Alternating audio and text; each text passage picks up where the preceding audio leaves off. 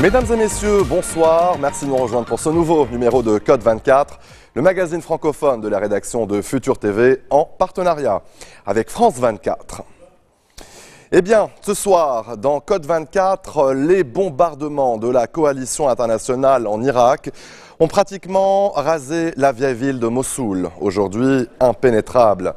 Les tonnes de gravats cachent des milliers de mines et des centaines de cadavres. La mosquée Al-Nouri, l'un des monuments les plus célèbres de Mossoul, a été détruite par les djihadistes qui ont préféré la faire sauter que de concéder sa prise aux forces irakiennes. Dans le reste de Mossoul-Ouest, l'une des zones qui a le plus souffert des combats, il n'y a ni eau ni électricité. Dans la deuxième ville d'Irak, les habitants se débrouillent pour survivre au jour le jour.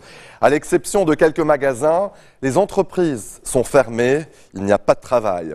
Seule option, participer au nettoyage de la ville, des journées entières pour quelques dinars. Tous ont une histoire à raconter et ceux qui sont restés en ville ont vécu 3 longues années sous la férule des djihadistes. Dans l'ouest de la ville, la vie reprend peu à peu entre les ruines et les mines au sein d'une population traumatisée. Reportage de James André, Abdallah Malkaoui et Georges Yazbek.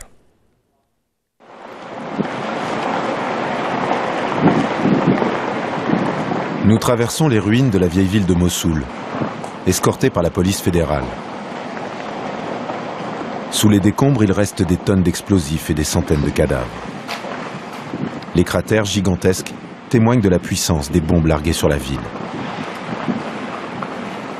La coalition a mené une campagne de bombardement massif pour déloger les combattants de l'organisation État islamique de ce quartier, conçu comme une forteresse. La vieille ville est interdite aux civils. Certains ont pu négocier l'autorisation de récupérer quelques affaires dans les ruines de leur maison.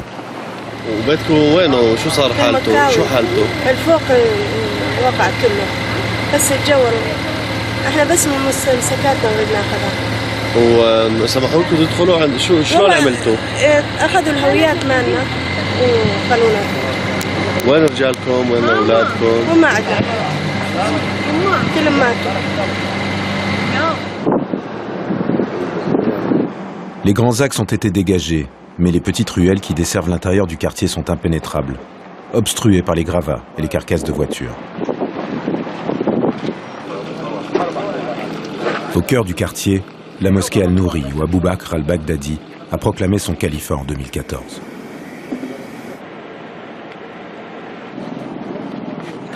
Ces rues sont devenues un piège mortel, en raison des mines que les djihadistes ont laissées derrière eux. Ça, c'est un piège antipersonnel.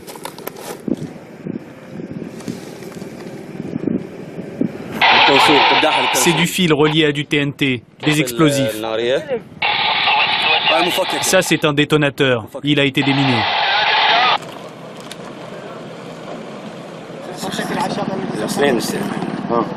Le général Loaï règne en maître sur Mossoul-Ouest. Est-ce que tu es passé au poste de police pour déposer une copie? Il est le commandant de la 5e division de la police fédérale, chargé notamment de sécuriser et de déminer la vieille ville, pour permettre le retour des populations. Ce civil est autorisé à récupérer ses affaires.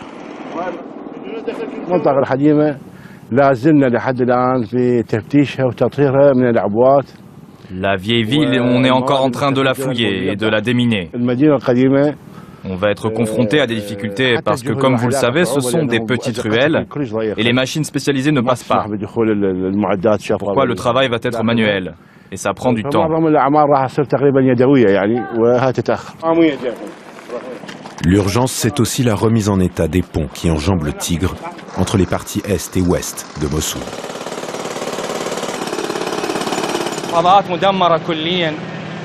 C'est complètement détruit. C'est tombé dans la rivière. Le tablier a subi des dégâts, ainsi que la structure. On a commencé le chantier le 29 août, et il va durer 6 mois.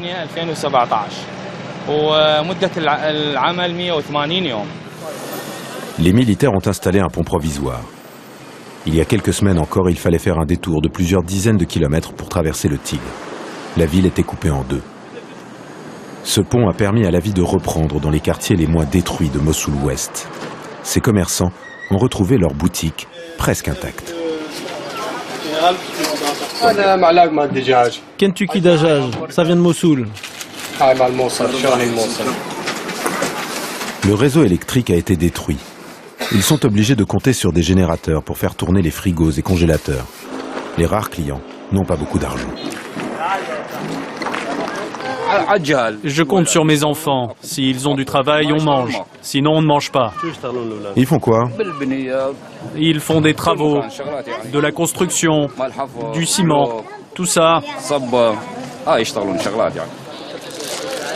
Face à cette situation, les commerçants s'adaptent.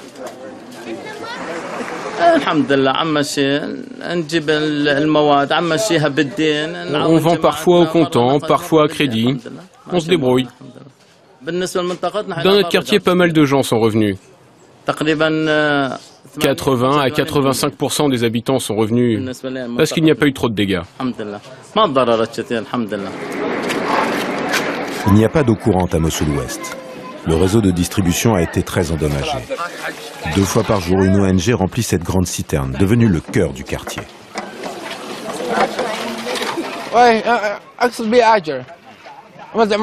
Personne ne nous paye. On fait ça pour le bien des gens, ils n'ont pas d'eau. Qu'est-ce qui t'est arrivé? Moi, je suis blessé. Pendant les affrontements, j'ai été blessé une fois à la jambe et une fois au visage. J'ai perdu un nerf.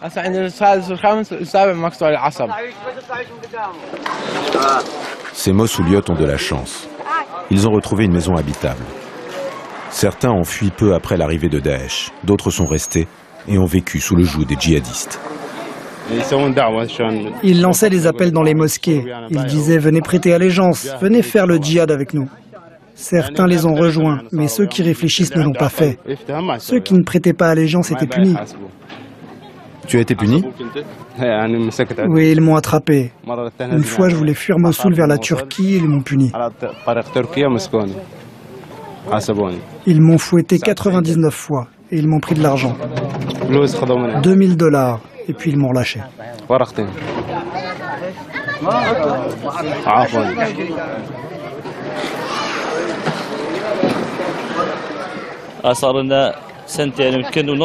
Je suis aide-soignant, je travaillais au dispensaire général.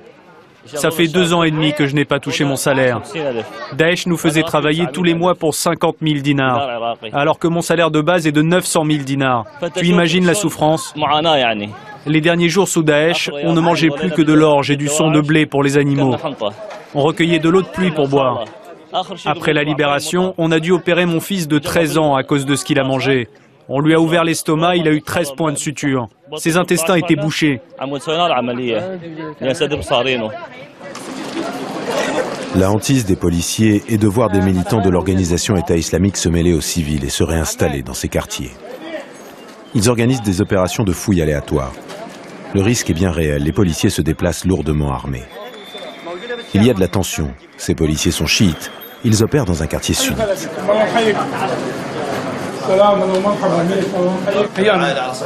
Mets ta famille de côté, fais-nous de la place.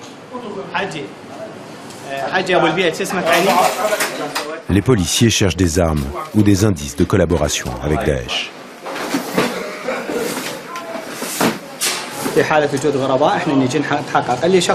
On a une liste, on vient vérifier. Si on trouve des gens recherchés, on les embarque. Sinon, on note ceux qui reviennent dans nos registres. Lors de la bataille, la famille s'est retrouvée prise en étau.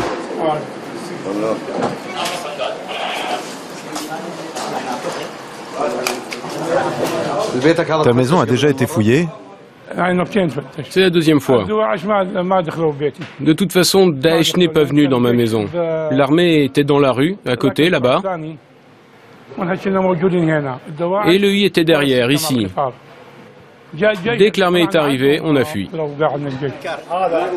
Les policiers utilisent ce pochoir pour afficher un numéro de téléphone sur les murs.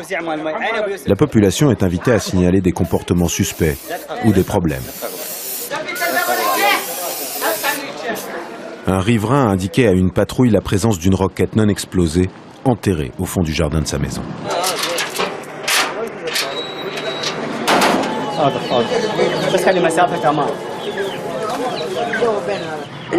Notre maison a été bombardée. On s'est installé ici, dans la maison de mon oncle. On a voulu débarrasser le jardin et on est tombé sur une roquette. On ne savait pas quoi faire, on a appelé les forces de sécurité et heureusement aujourd'hui ils sont là.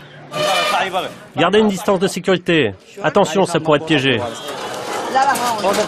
Ils ne devraient pas habiter là. Ils ne devraient pas s'être installés. C'est un obus de mortier qui n'a pas explosé. Toute fausse manipulation serait fatale.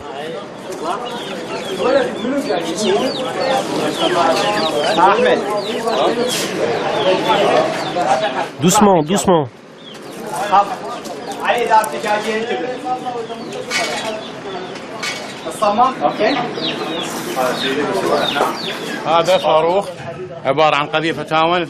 C'est un obus de mortier de 82 mm. Le système de mise à feu n'a pas fonctionné. C'est pour ça qu'il s'est enfoncé dans le sol sans exploser.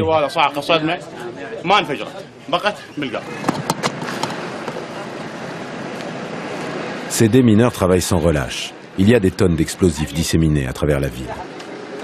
Les salles de classe de l'école Abi Firas al-Hamadani n'ont pas encore été déminées. Elles devaient ouvrir le 1er octobre. Ça n'a pas été possible. On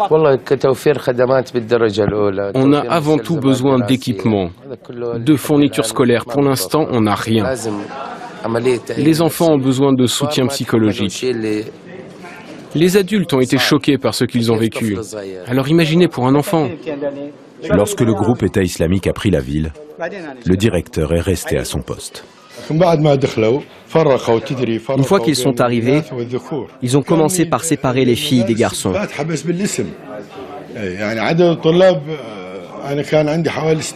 Les écoles étaient ouvertes, mais dans les faits, j'avais 600 élèves au début, et à la fin, il n'en restait plus que 12.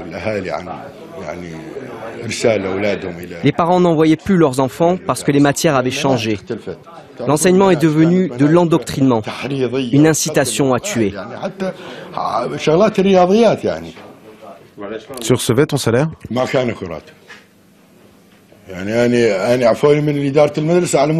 Il n'y avait plus de salaire. Moi, j'ai été limogé pour une cigarette. Il y a des moments où j'avais envie de mourir. Ce que j'ai vu était très dur. Très dur. Tu as envie de reprendre ton travail? Je veux reprendre le travail. La vie ne s'arrête pas là. Les enfants de Mossoul ont perdu 3 années scolaires. Certains ne les rattraperont jamais. Il faudra du temps et des moyens pour réparer les bâtiments. Mais le vrai défi sera de rebâtir un autre champ de ruines. Celui que Daesh a laissé dans la vie des habitants de Mossoul. Restez des nôtres, on se retrouve après cette très courte pause. A tout de suite.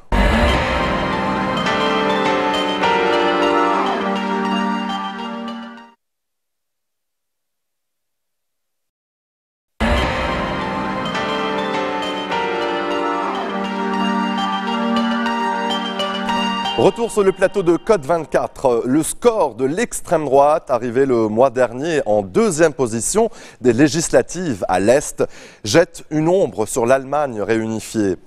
Pas d'unité, pas d'égalité des salaires ni des retraites, un chômage plus élevé et un manque de reconnaissance qui s'exprime par une colère palpable dans les régions de l'Est. Des ressentiments qui ont explosé avec la crise des réfugiés.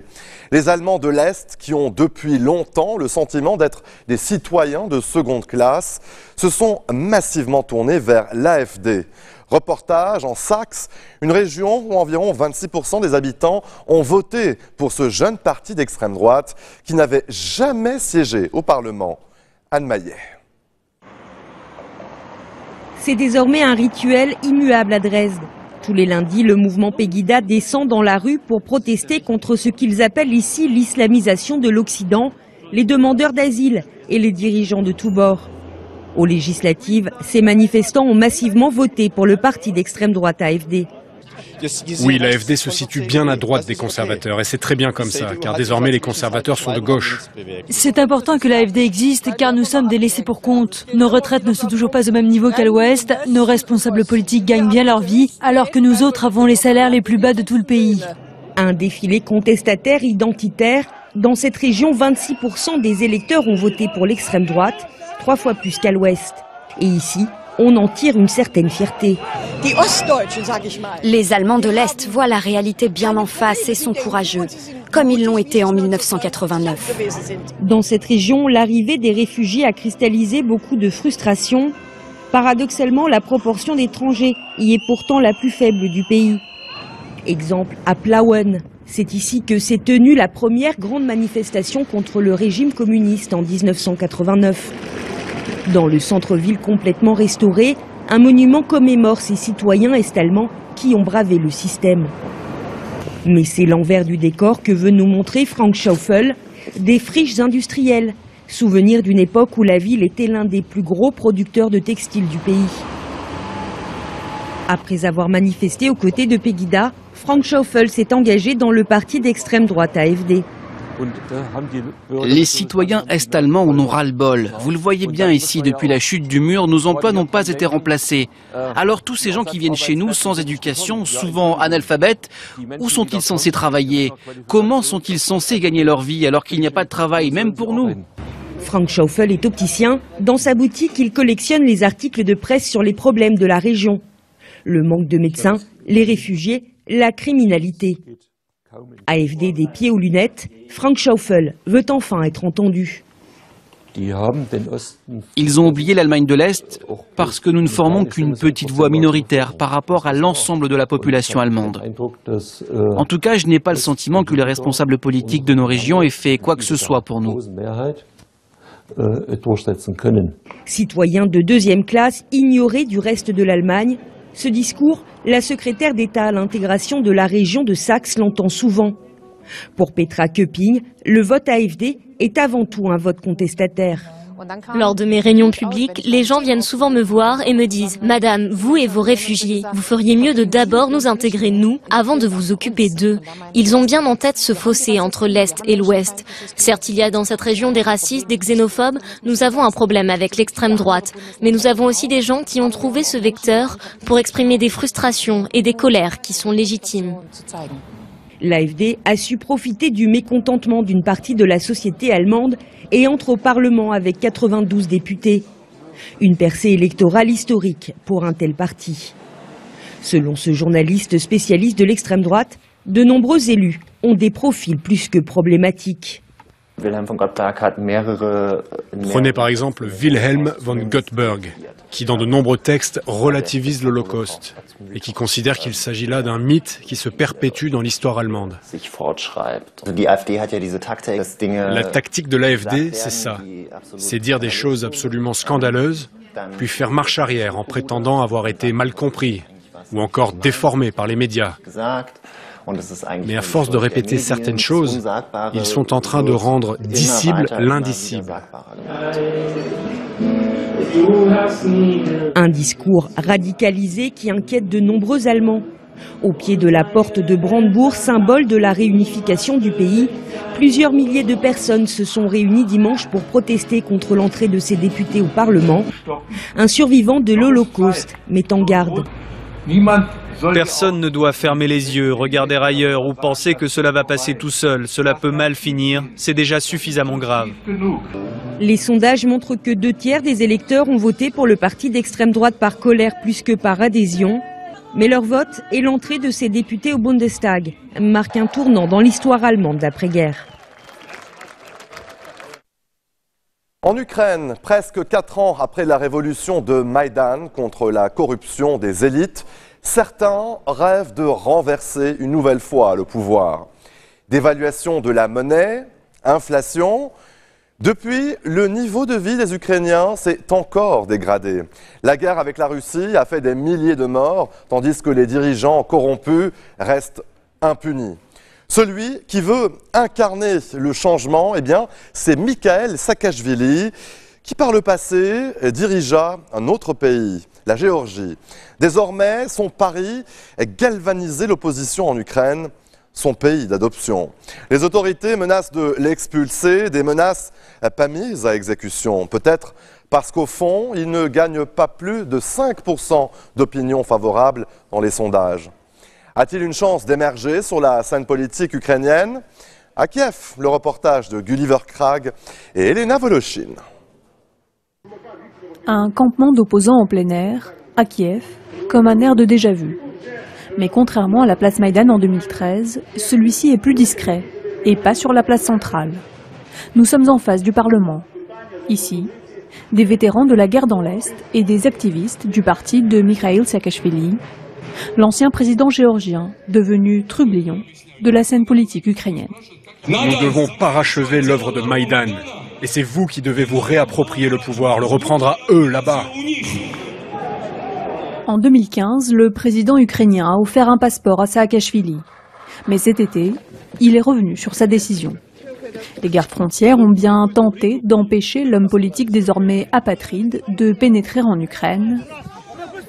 En vain, face à la détermination de ses partisans.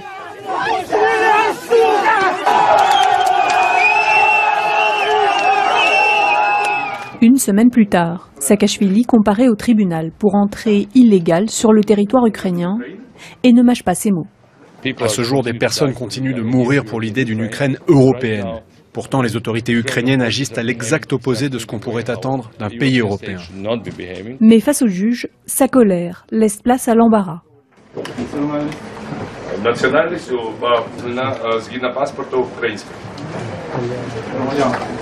Громадянство українське. Громадянство і національність в європейському праві це не теж. Я грузин, дуже гордий грузин, але по національності паспорту я українець. Et Mikhail Saakashvili n'est pas un Géorgien comme les autres. Pour certains de ses compatriotes, il est le père de la nation. Durant ses 10 ans au pouvoir, il a redressé un pays au bord du gouffre. Baisse de la corruption, regain de confiance dans les institutions. Mais le président fut aussi accusé d'échouer à créer des emplois et de faire taire les dissidents. Après son départ en 2013, il est inculpé pour abus de pouvoir. C'est en Ukraine, sur la place Maïdan, qu'il réapparaît en héros, devant une foule qui vient de renverser un gouvernement qu'elle estime corrompu et à la botte de la Russie. Vous avez réussi à défaire un empire qui se croyait invincible. Promu gouverneur de la région d'Odessa, dans le sud du pays, Saakashvili promet d'éradiquer la corruption qui gangrène son port, comme il l'a fait en Géorgie. Pour Anna Shelest, une politologue basée à Odessa, il n'a pas tenu sa promesse. Il y a eu un tas d'événements publics et de déclarations dans les médias, mais pas beaucoup de vraies actions, notamment des mesures de prévention. Donc il était partant pour se battre, parfois de façon virulente, contre la corruption, mais il n'a pas réussi à mettre en place un système concret qui aurait pu empêcher la corruption de prospérer dans la région. Lorsqu'il quitte Odessa, pour Saakashvili, les élites corrompues sont les seuls coupables de l'absence de réforme. Il n'est pas le seul à s'en plaindre. À Kiev, réunis en sommet avec des leaders mondiaux, les jeunes réformistes ukrainiens laissent éclater leur colère. Désormais, pour devenir député, il faut avoir 3 à 5 millions de dollars à distribuer. 80% de ceux qui se présentent aux élections ne le font pas pour devenir députés, mais pour protéger leurs biens et leurs arrières. Les députés ukrainiens bénéficient aussi de l'immunité parlementaire, inadmissible selon les activistes anticorruption. C'est ce qu'ils clament haut et fort dans la rue, ce 17 octobre. Même lorsqu'un député se fait filmer en flagrant délit à recevoir un pot de vin, on continue de le traiter comme une personne respectable. Il vient au Parlement et rien ne se passe. Nous voulons que cela cesse. Ce jour-là, presque toute l'opposition ukrainienne est rassemblée, y compris des militants pro-Saakashvili. Du côté de ces derniers, on ramène des tentes pour passer la nuit. Leur chef les incite à poursuivre le mouvement, comme sur Maïdan en 2013. Dans son pays, il s'est débarrassé de la corruption. C'est le seul leader post-soviétique qui réussit. Ici, il y a encore du boulot. Le lendemain, quelques centaines de manifestants sont encore là. Sur fond de débats au Parlement retransmis par des haut-parleurs, Saakashvili s'offre un bain de foule. Et maintenant, ils sont en train de voter. C'est déjà quelque chose. Après le vote, en première lecture d'une levée de l'immunité des députés, la plupart des militants suspendent leur action. Mais Saakashvili, lui, reste pour réclamer des élections anticipées. Autour de lui, des vétérans du conflit dans l'Est et des groupuscules d'extrême droite, ce qui ne semble pas le gêner. L'Ukraine, c'est un pays en guerre, un pays attaqué, et bien sûr, ce n'est pas étonnant qu'il y ait des nationalistes. Mais de nombreux Ukrainiens se méfient de ces groupes nationalistes qui participent au rassemblement de Saakashvili. Nous ne savons pas où ces groupes se procurent leur argent. Il y a différentes hypothèses. Mais ce qui est sûr, c'est qu'ils ont de l'argent. Donc, leurs actions servent forcément les intérêts de quelqu'un. Mais on ne sait pas qui. Pour l'heure, Saakashvili ne parvient pas à rassembler les foules sur Maïdan. Le souvenir des dizaines de morts en 2014 est encore frais. Même si moins de 10% des Ukrainiens soutiennent le président Petro Poroshenko, il ne semble pas prêt à assouvir les ambitions révolutionnaires de Saakashvili. Restez des nôtres, on se retrouve dans quelques instants. A tout de suite.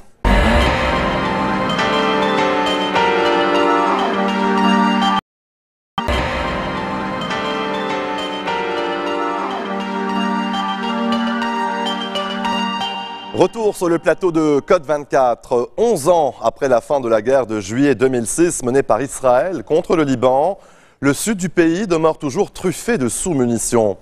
Pendant les 72 dernières heures du conflit, l'État hébreu en a largué plus de 4 millions. Aujourd'hui, des démineuses nettoient cette région où un faux pas peut causer la mort. Le reportage de Selim El Medeb. Tous les jours, inlassablement, elles répètent les mêmes gestes lents.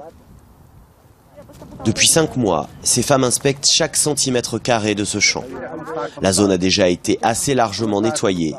Pas question d'envoyer ces démineuses débutantes en première ligne. Quand j'ai commencé, j'avais peur, bien sûr, mais j'étais très déterminée. Aujourd'hui, ce travail est devenu une partie de moi, mais évidemment, je crains toujours qu'il ne m'arrive quelque chose et que mes enfants se retrouvent orphelins. Recrutées par une ONG internationale dans les villages voisins, elles reçoivent plus de 800 $ par mois, le double du salaire minimum au Liban. L'armée chapeaute les opérations de déminage. 10 ans après la fin de la guerre, un tiers des bombes à sous-munitions qui n'ont pas explosé sont toujours éparpillées dans la nature. Le Liban sera intégralement débarrassé des bombes à sous-munitions en 2020. Et des mines et autres explosifs en 2021, si les financements sont maintenus et que le nombre de démineurs ne diminue pas. En attendant, elles continuent à tuer et à mutiler chaque année. Leur apparence attire l'attention, notamment des enfants. Par exemple, ce type de bombe a une forme triangulaire avec des ailes, comme celle d'un papillon. Un adulte se méfierait, mais pas un enfant. Ce centre de rééducation a déjà traité des centaines de victimes. Il y a un peu plus d'1 an, ces jumeaux et 6 de leurs amis ont découvert une bombe à sous-munitions dans un terrain vague. Je l'ai vue et je leur ai dit c'est une bombe. Avec quelques amis, on a mis des cailloux autour, mais le plus grand d'entre nous qui avait un fusil voulait la récupérer. Il l'a accrochée à son fusil, elle est tombée sur une pierre et elle a explosé. J'ai reçu des éclats dans la tête et dans le ventre. J'ai cru qu'il était mort. Il y avait du sang qui coulait de sa tête et de son ventre. J'ai dit « Hassan, Hassan !» mais il n'a pas répondu, alors je me suis éloigné. Pourquoi tu t'es éloigné? J'avais peur. Hassan a passé 3 mois dans le coma. Il souffre d'hémiplégie et a perdu l'usage de sa main gauche. Son frère a eu la jambe cassée. La famille a payé un lourd tribut. Leur oncle a été tué par l'explosion d'une autre bombe à sous-munitions. Rasha, elle, a été blessée juste après la guerre. J'étais en train de trier des branches de thym. Un fil s'est pris dans ma main. J'ai jeté la bombe sur mon pied. Les bombes à sous-munitions feront encore de nombreuses victimes. Plus de 400 villages libanais sont toujours contaminés. Sur l'île de Warak, proche du centre du Caire, un bras de fer s'est engagé entre les habitants, essentiellement des agriculteurs, et le gouvernement qui a décidé d'en prendre le contrôle en démolissant 700 habitations jugées illégales. Mi-juillet, les forces de police ont pris d'assaut Warak et ont détruit une trentaine d'habitations. Les affrontements avec la population ont mené à la mort d'un jeune homme de 19 ans. Depuis, des pourparlers sont en cours, mais les compensations proposées par le gouvernement peinent à convaincre les 90 000 habitants qui refusent toujours de quitter les terres qu'ils habitent depuis des dizaines d'années. Le reportage de Nadia Blétry, Éric Delavarenne et Claire Williotte. Au cœur du Caire, Ouarak est une terre agricole où l'on vivait tranquillement jusqu'à cet été. Mais cette grande île, située dans le nord de la capitale, s'est récemment réveillée en sursaut face à des bulldozers venus détruire les maisons. En quelques minutes, l'univers de Choukria s'est effondré. J'étais sortie pour préparer à manger. Et quand je suis revenue, j'ai trouvé ma maison comme ça. On a dormi plusieurs jours sous un pont. Pendant plusieurs jours, on n'a rien à manger. On s'était endettés pour cette maison. Comme Choukria, 30 familles ont perdu leur toit ce jour-là. Mais au-delà des dégâts matériels, les habitants déplorent les violences policières dont ils ont été victimes et redoutent que leur île ne soit livrée à des promoteurs immobiliers.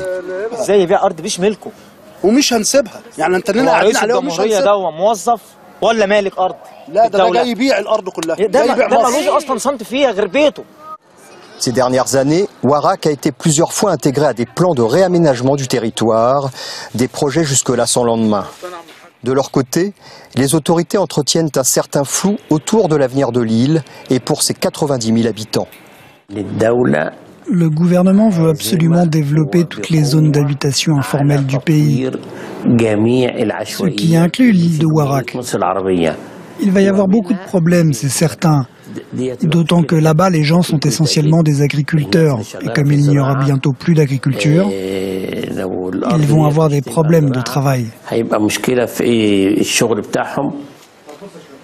Un comité d'agriculteurs a pris en main ce dossier.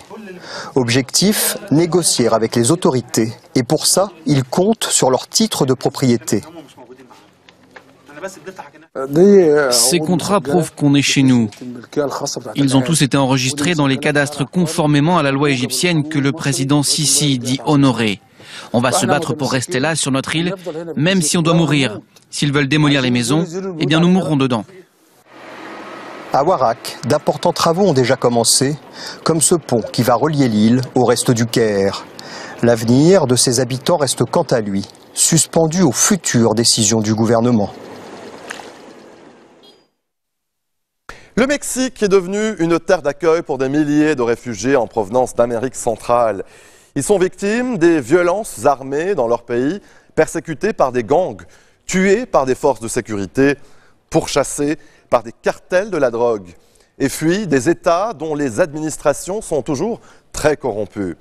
Selon les autorités d'asile au Mexique, les demandes en provenance du Guatemala, du Honduras et du Salvador sont passées de 887 en 2013 à presque 9000 en 2016. Pour 2017, les autorités s'attendent à recevoir près de 20 000 nouvelles demandes d'asile. Le reportage de Natacha Pizet et Laurence Cuvillier. Ça sera désormais une routine pour ces adolescents. Préparer les repas avec leurs colocataires. Ces réfugiés ont fui la violence des gangs en Amérique centrale. Ils se sont arrêtés dans un refuge à Mexico. Félix a 18 ans. Il a quitté le Honduras où des criminels voulaient l'enrôler de force dans leur gang. Si tu ne trouves pas vite un travail, les gangs sont ta seule alternative. Ils t'attendent dans ta rue. Alors j'ai dû me décider. Et j'ai choisi une autre option, quitter mon pays. Comme des millions de migrants avant lui, il rêvait d'une vie aux États-Unis. Mais après 6 mois sur la route et une attaque à main armée, il reconsidère son projet. Joaquín est avocat. Il les aide dans leur démarche. On essaie de leur donner une nouvelle perspective pour qu'ils puissent rester au Mexique si c'est nécessaire. Aujourd'hui, ils vont remplir les papiers pour obtenir un visa humanitaire. Le Mexique a renvoyé 100 000 migrants centro-américains dans leur pays ces dernières années. Mais leur statut de réfugié est désormais mieux reconnu. Félix ne perd pas une occasion de découvrir ce qui pourrait bientôt devenir sa ville. C'est très différent ici, il y a plus de travail, tu peux marcher tranquillement dans la rue. C'est pas comme au Honduras. Mais beaucoup de ces jeunes ne réalisent pas qu'ils pourraient rester au Mexique. Le Haut Commissariat pour les réfugiés de l'ONU travaille avec le gouvernement mexicain pour faire face à cette crise migratoire.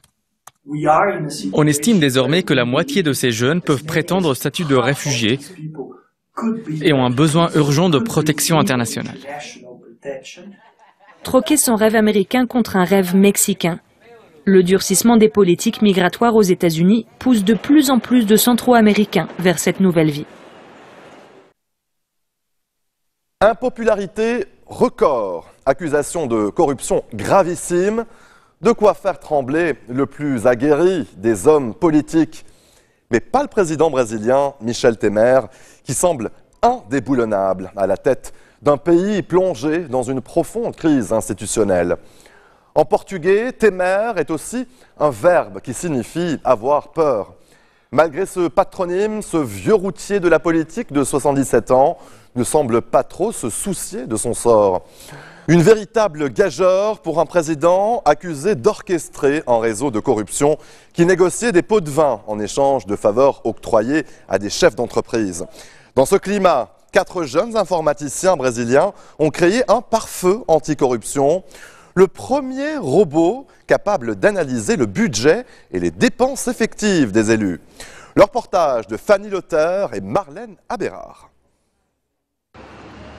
São Paulo, capitale économique du Brésil.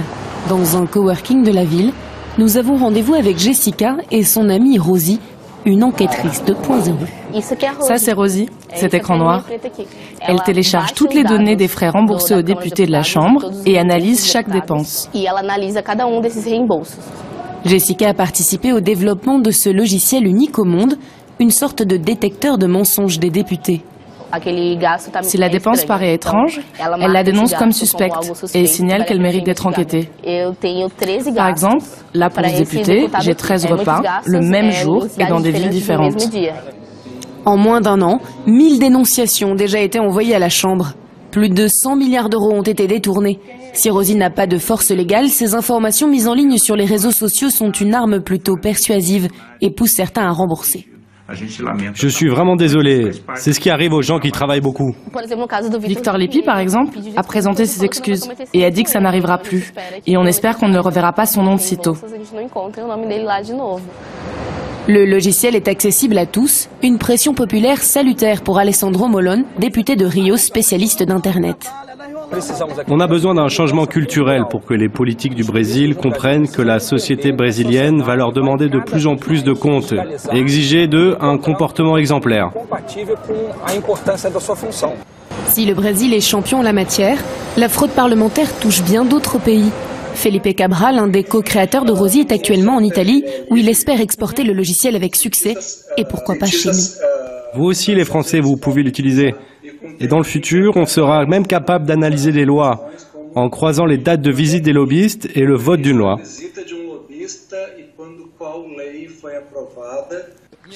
Il compte transformer Rosie en une arme infaillible contre la corruption d'ici 3 ans. Et il faut faire vite. La politique brésilienne plongée en plein scandale en aurait bien besoin.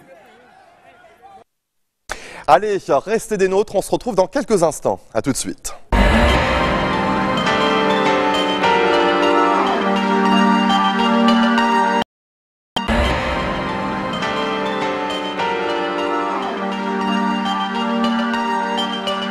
Retour sur le plateau de Code 24. Nous vous emmenons à présent à la rencontre des migrants soudanais dont le nombre a explosé en France ces dernières années. Le Soudan est une ancienne colonie britannique et jusqu'à récemment, ces migrants privilégiaient l'Angleterre. Mais la fermeture de la jungle de Calais a rendu la traversée beaucoup plus compliquée. Résultat, les Soudanais sont devenus les premiers demandeurs d'asile dans l'Hexagone devant les Afghans et les Syriens. Ils arrivent quotidiennement dans le nord de Paris, en particulier dans le quartier de La Chapelle. C'est là que notre reporter Jonathan Walsh les a rencontrés. Regardez son reportage. Une séance de lutte, ou l'occasion rêvée de décompresser pour ces migrants tout juste arrivés en France.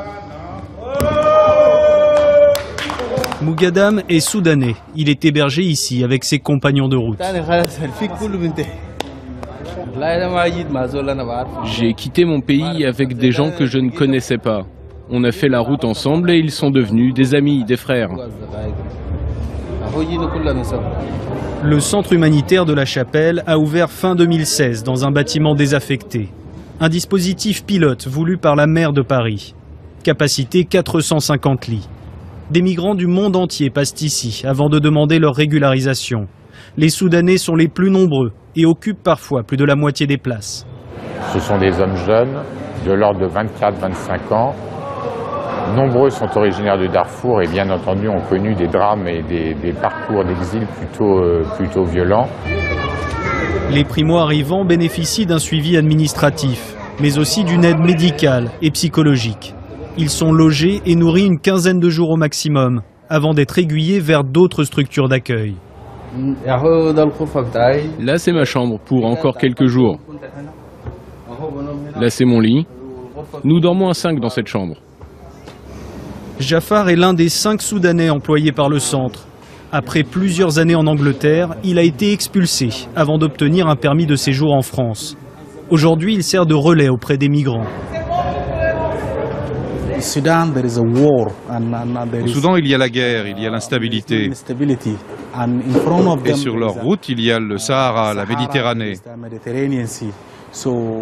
Alors tous ceux que nous voyons ici nous disent, on n'a pas le choix. Si je reste au Soudan, je vais probablement mourir.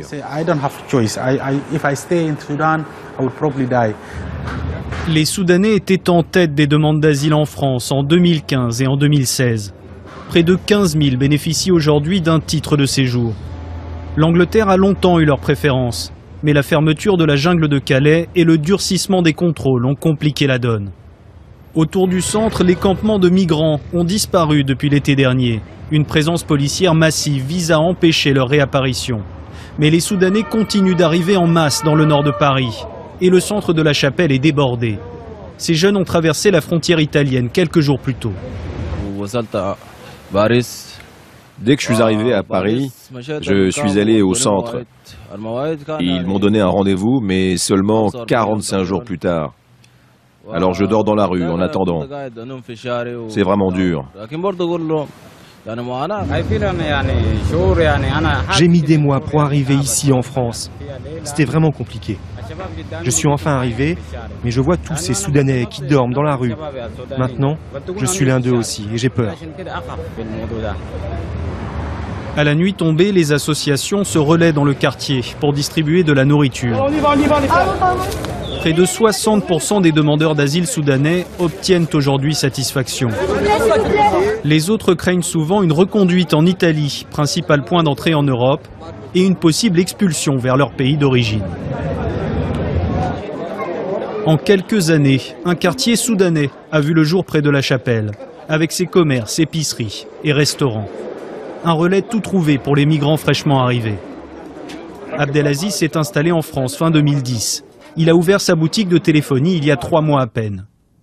Pour les nouveaux arrivés, les Soudanais, ici, ils ont appris la langue française et ils ont commencé à travailler, ils ont des locaux, ils ont des restaurants, ils sont intégrés dans la société française, ça leur change les idées un petit peu. Et le flot des candidats n'est pas près de se tarir. Depuis maintenant 15 ans, la guerre ravage le Darfour et s'est étendue à d'autres provinces du Soudan. Bilan du conflit selon l'ONU, plus de 300 000 morts et des millions de déplacés. Des groupes rebelles combattent le régime autoritaire d'Omar al-Béchir, accusé de nettoyage ethnique. La Cour pénale internationale espère toujours juger le président soudanais pour génocide et crimes contre l'humanité. Nous retrouvons Jafar, l'employé du centre pour migrants. Lui aussi originaire du Darfour, il affirme que son père et son oncle ont été assassinés lors d'une rafle. La balle qui a tué mon père n'était pas une balle tirée au hasard, non. Ce n'était pas un criminel local qui a fait ça sans réfléchir, non. Des soldats en uniforme sont venus chercher des hommes clairement identifiés et les ont assassinés de sang-froid. Jafar espère un changement de régime à Khartoum et l'assume ouvertement. Aujourd'hui, nous ne voulons plus seulement que ce régime réponde aux accusations qui pèsent sur lui. Ce qu'il faut, c'est un changement radical. Un changement qui mènera à une société multiconfessionnelle. Autrement, non, nous n'accepterons rien d'autre. Un discours récurrent chez les exilés du Darfour, traumatisés par une guerre interminable et de plus en plus politisés. En Provence, la pétanque est une institution. La capitale de la pétanque, eh bien, c'est Marseille, au sud de l'Hexagone. Sous le regard protecteur de la bonne mère, la pétanque s'apprend parfois dès les bancs de l'école. En famille ou entre amis, la pétanque est le sport convivial aux couleurs de la Provence. Reportage. On va se régaler. Voilà. Alors, tu veux tirer en premier, Dédé? Comme tu veux, Loulou. Bah, moi, je pointe, moi aussi. Voilà, donc, tu veux pointer en premier? Ouais, et puis ça va. Allez, Dédé, après nous, on verra. Hein. À Cassis, ces trois vieux copains investissent la place du village. Allez, on attaque le camp, là. En Provence, la pétanque est une institution. Pile. Mais c'est face. C'est face, à vous le but. À moi le bouchon, alors. Le bouchon, c'est-à-dire le cochonnet, est lancé. Roland, doucement. La partie peut commencer. Eh oui. Si je joue comme ça, je vais pas être de moi. Allez. 3-0 déjà pour le camp adverse. L'ambiance se tend chez nos trois amis. Il est ingagnable, le tir au pas, Comment on commence? Ouais, pas trop bien. Mais c'est rien de courir. Mais c'est pas grave, c'est pas grave. Mais la capitale de la pétanque, c'est Marseille. Sous les yeux de la bonne mère, la pétanque s'apprend aussi sur les bancs de l'école. Ici, aux Amis de Saint-Julien. Ici, une boule seule, tir libre. Le petit Livio, 6 ans, apprend les gestes essentiels sous l'œil attentif de son père. Bravo. Allez, encore. Et puis bon, nous, la pétanque, c'est de génération en génération. Mon père a 83 ans, il joue encore. Moi, 52, je suis en plein dedans. Et mon fils, 6 ans. Ça y plaît aussi, on verra bien. Le principal, c'est qu'ils prennent du plaisir. La pétanque, une histoire de famille. Livio marche sur les traces de son papa. On fait des parties dans la maison, il me bat un peu, mais après, dans quelques jours, je le bats. Voilà. Pour battre ses aînés, Milan, lui, mise sur un équipement de champion. C'est quoi, comment on les appelle ces boules? Les boules bleues. La boule bleue, plus ancienne fabrique de boules en France, a plus d'1 siècle. Ici, on façonne les boules depuis 4 générations. Des boules qui n'ont cessé de se réinventer. Tout a commencé par les boules en pierre, du temps des Grecs et des Romains, à l'Antiquité. Ensuite, des boules en bois, au Moyen-Âge. Puis, des boules en bois cloutées, comme ceci. Les jeux de boules datent de l'Antiquité. La pétanque, quant à elle, est née en Provence au début du siècle. La provençalité de ce magnifique sport est encore plus affirmée par l'invention ou la création de la pétanque à La Ciotat en 1907. La Ciotat, berceau de la pétanque. C'est sur ce boulodrome, baptisé la Traverse des Piétanquais, qu'elle fut inventée en détrônant un ancien jeu provençal. Je vais pointer au jeu provençal, donc je vais faire un pas en avant. Et je vais jouer la boule de cette façon-là. Là, j'ai joué au jeu provençal. Si je dois jouer à la pétanque, en revanche, je ne bouge pas, hein, je reste les pieds plantés dans le sol, les pieds tanqués, et je vais jouer de cette façon-là. C'est Jules Lenoir, un habitué du boulodrome, qui a inventé la pétanque, bien malgré lui.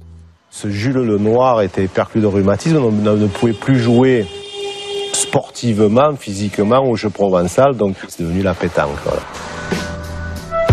Retour à la cité phocéenne, dans le petit port caché du Vallon des Auves cette fois.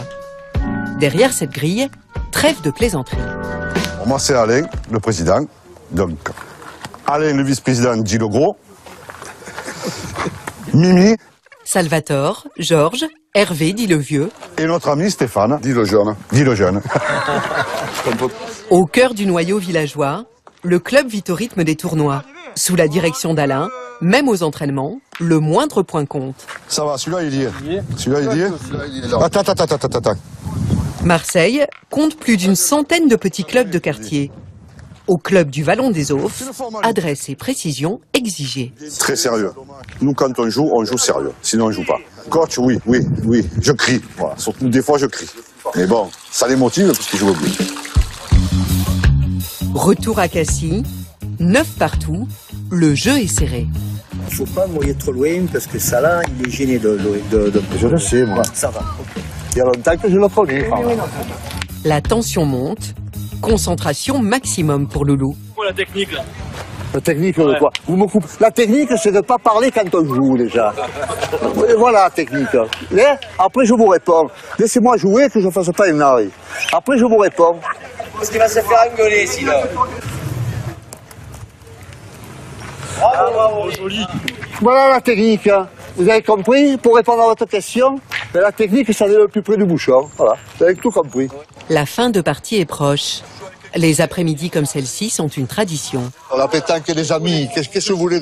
Franchement, il y a la famille, évidemment. Mais après, la pétanque, le loyer, tous les amis et l'OM, nous l'oublions pas. Bravo, ça là.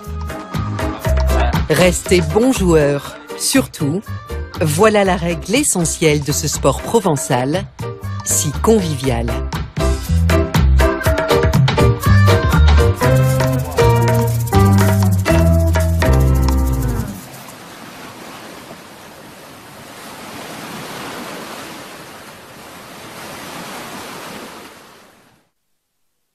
Et c'est la fin de cette édition. Merci à vous tous de nous avoir reçus chez vous. Très bonne suite de programme. N'hésitez pas à nous envoyer vos commentaires à l'adresse qui s'affiche au bas de votre écran. Je vous dis à la semaine prochaine.